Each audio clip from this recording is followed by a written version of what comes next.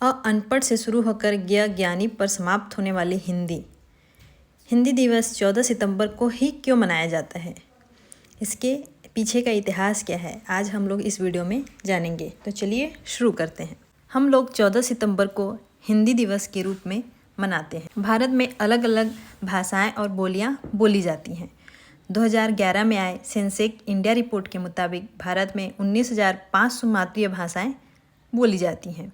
121 भाषाएं ऐसी हैं जिन्हें 10,000 से ज़्यादा लोग बोलते हैं। भारतीय संविधान की 8वीं अनुसूची में 22 भाषाएं हैं। भारत की 96.71% जनसंख्या की मातृभाषा हिंदी भारत की आधिकारिक भाषा है। एक रिपोर्ट के अनुसार भारत की 77% से अधिक जनसंख्या हिंदी बोलती है और समझती है और जानती है। हिंदी दिवस 14 सितंबर के अवसर पर देश के स्कूल, कॉलेजों, सरकारी दफ्तरों में कई तरह के कार्यक्रम किए जाते हैं हिंदी दिवस के उपलक्ष्य में।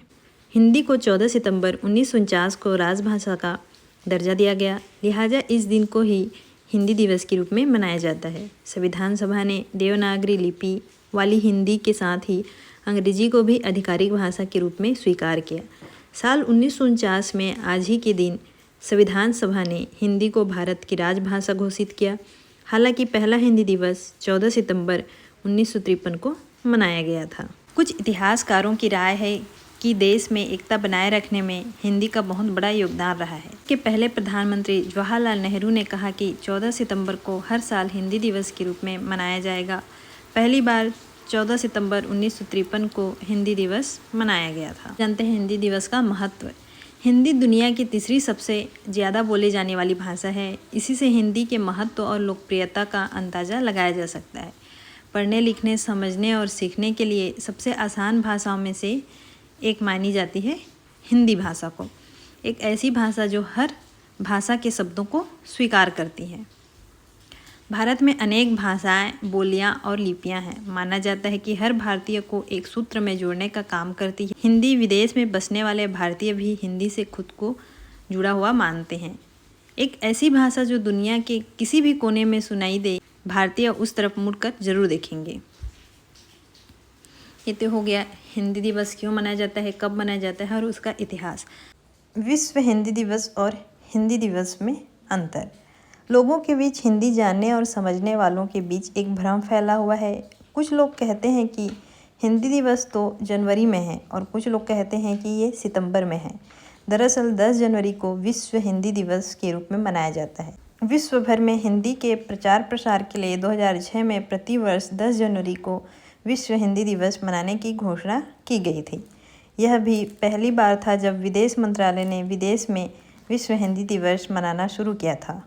इस तरह हिंदी आज पूरी दुनिया में फल फूल रही है और अंतर्राष्ट्रीय भाषा के रूप में अपनी पहचान बना रही है। विश्व में हिंदी के विकास और इसे अंतर्राष्ट्रीय भाषा के तौर पर प्रचारित प्रसारित करने के उद्देश्य से विश्व हिंदी सम्मेलन का आयोजन करने की शुरुआत हुई।